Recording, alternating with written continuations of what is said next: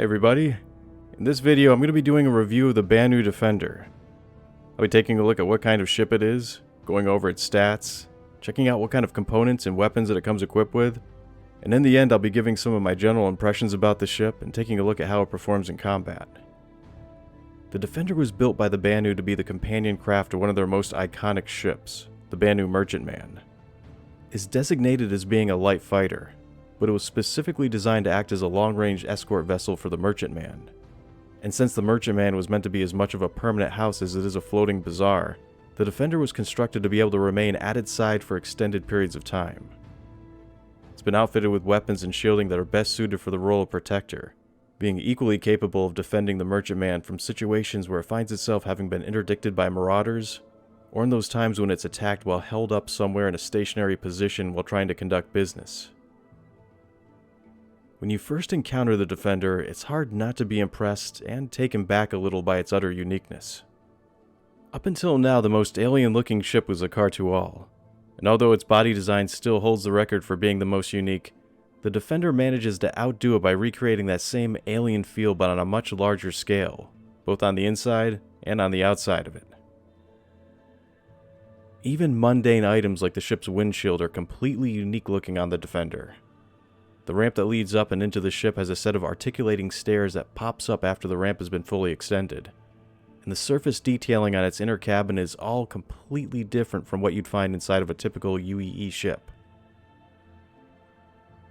If anything, this vessel really makes me look forward to the Banu Merchantman, and in seeing how they're going to expand upon the design language that they've started building with the Defender.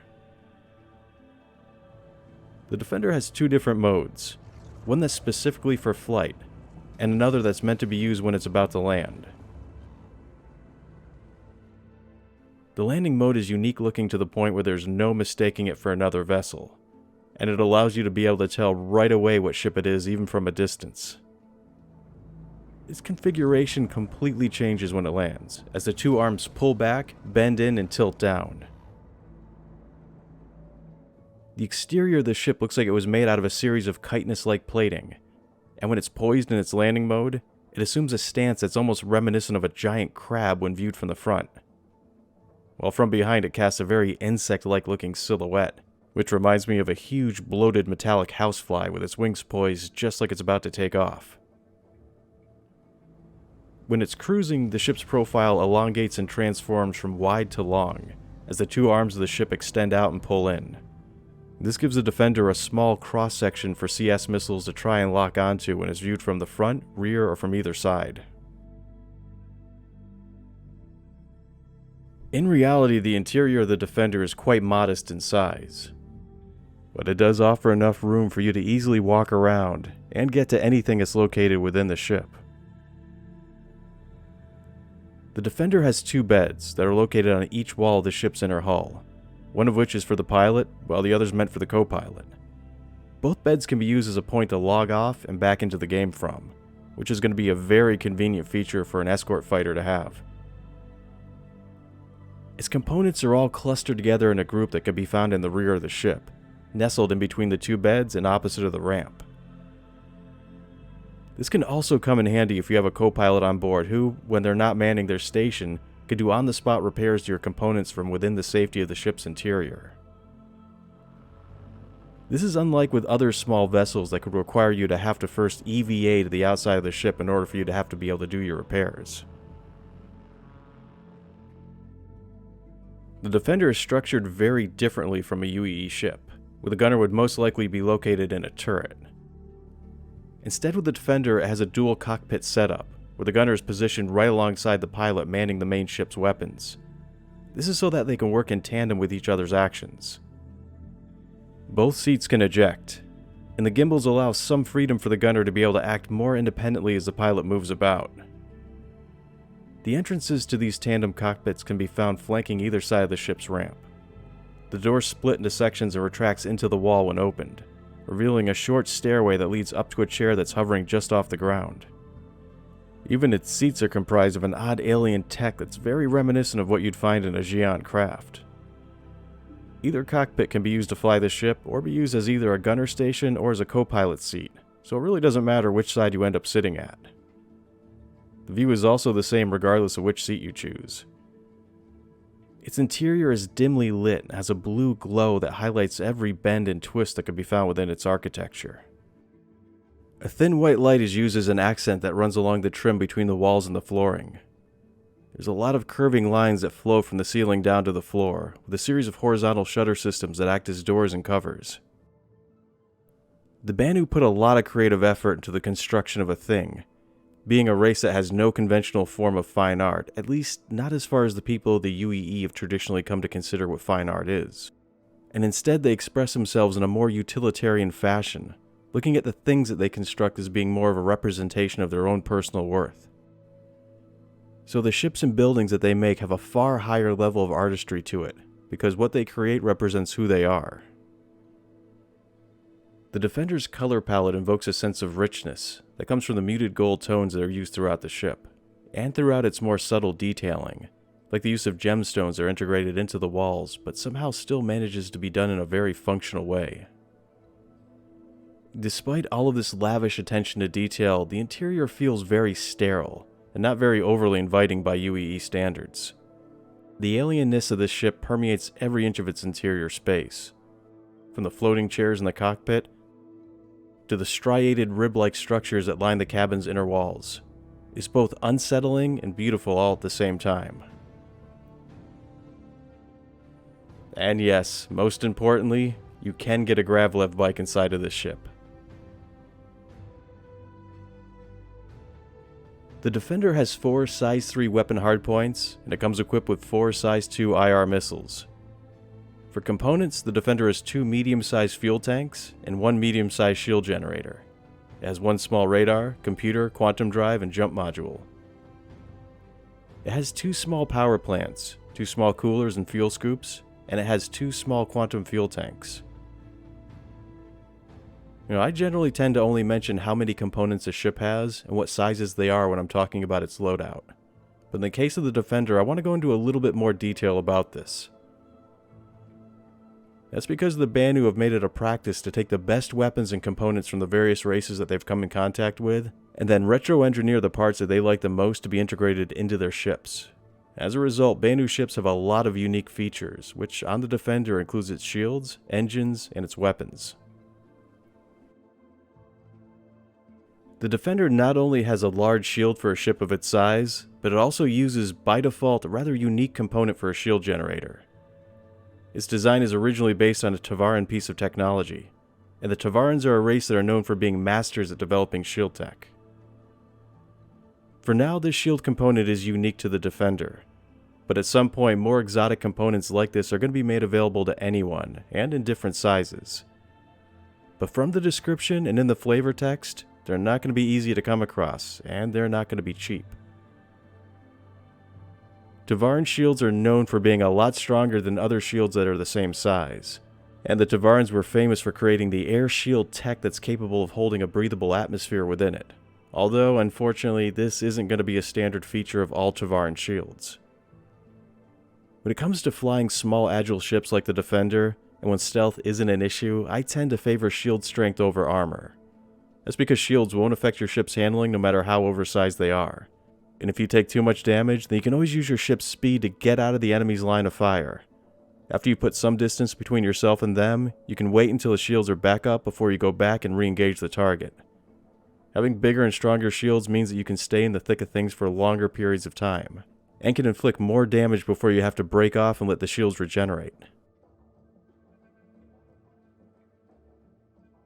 Not only does the Defender come with a unique shield, but it also comes armed with a unique set of weapons. It has 4 size 3 weapon hardpoints that by default comes equipped with 4 size 2 gimbal tachyon cannons. A tachyon cannon is an energy-based weapon that fires its projectiles at an extremely high velocity, making it both long-range and extremely accurate. Hit scan is going to be a term that you're going to be hearing a lot in association with this gun. A hit scan weapon is something that, when fired, instantly hits its target, or has a projectile velocity that's nearly instantaneous. It fires in a straight arc so that you don't have to worry about using a lead pip to aim when firing on a target. This is going to be something that I'm sure we're going to be seeing more of in the future as new high velocity weapons like laser beam cannons start to get introduced into the game. The Tachyon cannon's maximum range seems to be just under 3,000 meters, which at that distance, most targets, especially the small ones, can appear to be little more than a few pixels in size, which can make them extremely hard to hit. But if this weapon is used in conjunction with a gimbal assist, the defender can land each attack with a deadly level of accuracy, even from those distances. But to combat these advantages, this weapon has a slow rate of fire, and it generates a lot of heat with each shot, which means that your coolers are going to have to strain to keep the weapon from overheating. This becomes even more of an issue if you're also trying to use the coolers to keep your engines from overheating as well. So if you're doing a lot of maneuvering, braking, or hitting the afterburners, it's going to greatly reduce the efficiency of your weapons. If you're holding still or set the ship's priorities to the weapons, then you can get from 9 to 10 consecutive shots off before they start to overheat. But like as I said before, that number is going to be greatly reduced if you're also going to be using your engines to maneuver at the same time. The Banu Defender is supposed to have an edge in maneuverability over ships like the Super Hornet and the Sabre, and it does, especially over the Super Hornet. But it does not have an advantage over other fighters when it comes to durability and armaments. Its top speed is 1,200, and although it seems to be able to adjust its pitch, yaw, and roll with the finesse of a light fighter, it still moves like a heavy fighter when it tries to accelerate. That means in terms of performance, when it comes to turning and spinning about, the ship feels like it moves on an equal level to something like the Arrow. But when it comes to accelerating in a straight line and braking, it feels more like the Harbinger or the Warden. The way the Defender performs greatly affects the types of tactics that you can use in combat, and in how effective it's going to be when used in dogfighting. I'll go into more detail about that when I talk about this ship's combat abilities.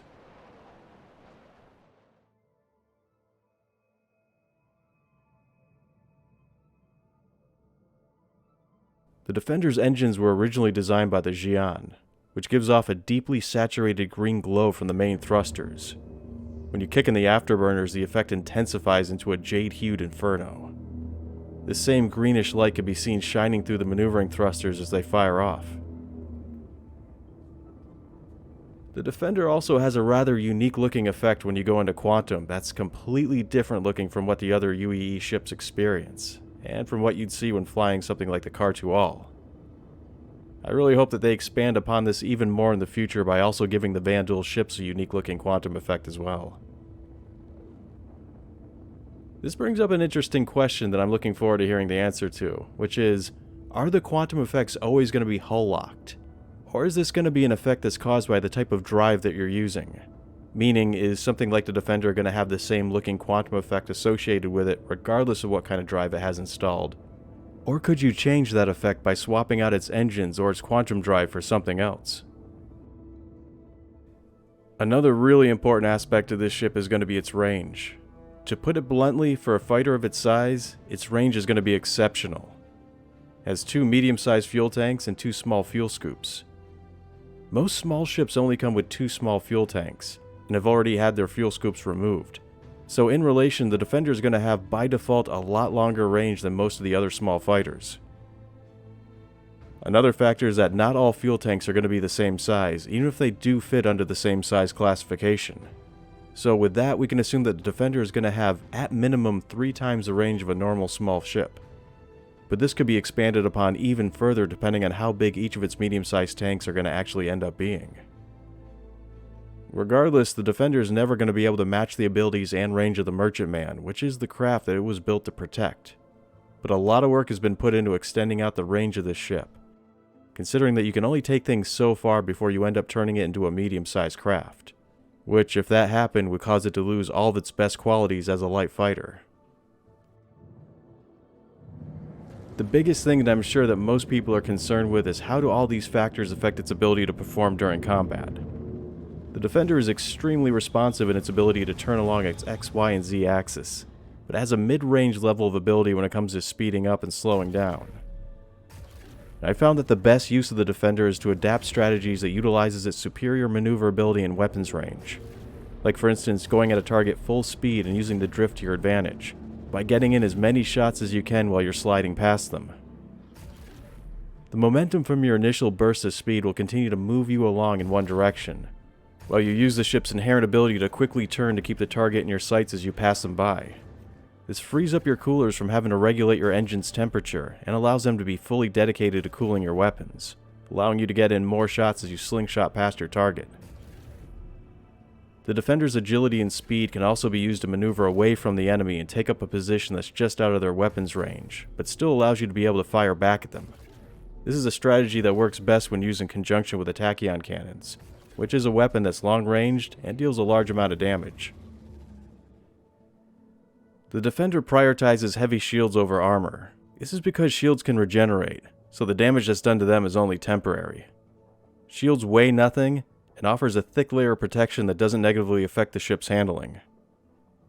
The counter to thick shields is to use ballistic weapons against them. This is because physical projectiles have a certain degree of shield penetrating ability, so that every hit from one will deal at least a little damage to its target's hull. And enough rapid-fire shot will eventually destroy a ship even if its shields are still up and fully functional. On top of that, this penetrating ability increases as the target's shield strength goes down. So, towards the end when a shield's right on the verge of collapsing, it won't be protecting you from hardly any damage at all.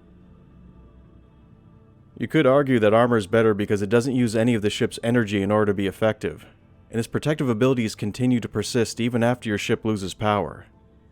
It also adds nothing to your signature, unlike shields, which makes you a lot more visible to an enemy's radar.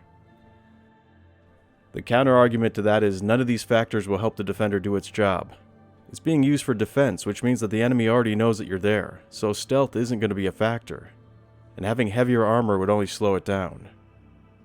It's also true that its medium-sized shields and tachyon cannons are going to be energy hogs, but that's why this ship has an extra power plant, to accommodate for this need that it's going to have for more energy.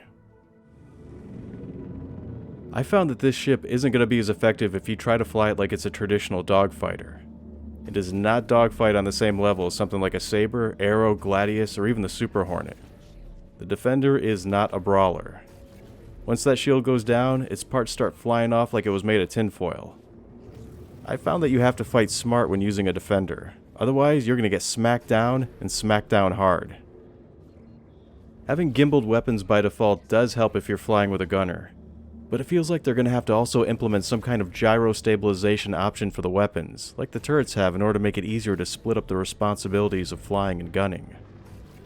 But if you're flying solo, the Defender seems like it would benefit more from having a fixed loadout that would consist of 4 size 3 tachyon cannons, instead of the 4 gimbaled size 2s that it currently comes with.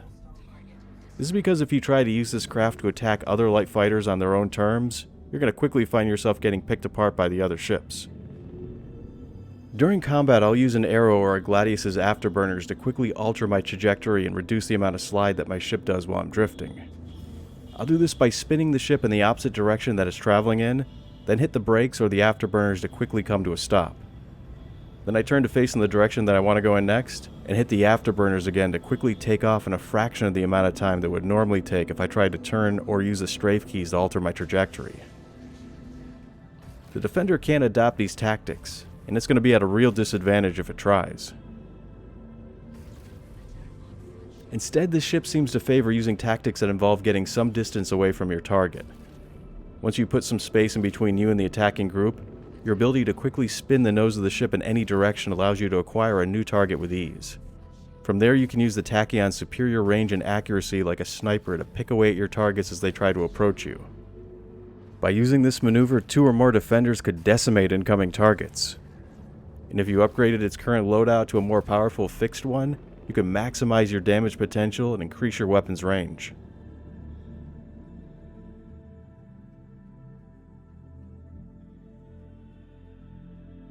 There's one last issue that I want to talk about with this ship, and it's about what the synergy between it and the Banu Merchantman is going to be. A lot of people, myself included, hope the Defender is going to somehow be able to dock with the Merchantman either externally like the Merlin and the Connie does, or even better, internally within its own hangar bay. In the past, the developers have expressed an interest in making this happen, but so far nothing official has been announced in this area yet, other than to say that it could simply be that these two ships are going to complement each other's fighting style. But I think if it's going to be at all possible to make that synergy run a bit deeper than this, then they're going to pursue doing it. After all, allowing the Defender to dock with the Merchantman would solve a lot of potential issues that would come along with using it as a long-range escort. And it would make more sense considering how the flavor text portrays both vessels. This ship is still currently being balanced based on player feedback, and many of the issues that still exist with it are in the process of being addressed. But there are a few additional things about this ship that still needs to be worked on, and will continue to be worked on well into and after the Merchantman is introduced into the game as a flyable ship. Overall, I really like the Defender. It has a lot of potential, and although a number of issues do exist with it, it's currently being worked on for just that reason, to identify what those issues are, and using player feedback to adjust it in a way that would not only serve the greater gameplay, but also to make people happy with how it performs. Currently, I feel like they need to make a decision as to whether they want this ship to be a long-range sniper, or do they want it to be a better dogfighter. It also feels like its handling is somewhere in between being a light fighter in some aspects, and a heavy fighter in others, while somehow managing to not be a medium fighter in any way. You can almost see the thin line that they're walking with this ship, knowing full well that its oversized shields, long-range, highly accurate weapons, and self-described ability to be a very nimble and capable dogfighter could easily make this ship OP as hell. And it looks like they're trying everything possible to keep that from happening, while still trying to remain as true to its original description as they can. Here's hoping that they can find a middle ground that everyone can be happy with, because this ship is very unique, and it holds a lot of potential for new gameplay options. And it brings back ranged combat techniques into a game that's been, up until now, trying to pull combat closer and closer between ships. I've been your host, Law of the West. Thanks for watching, and take care.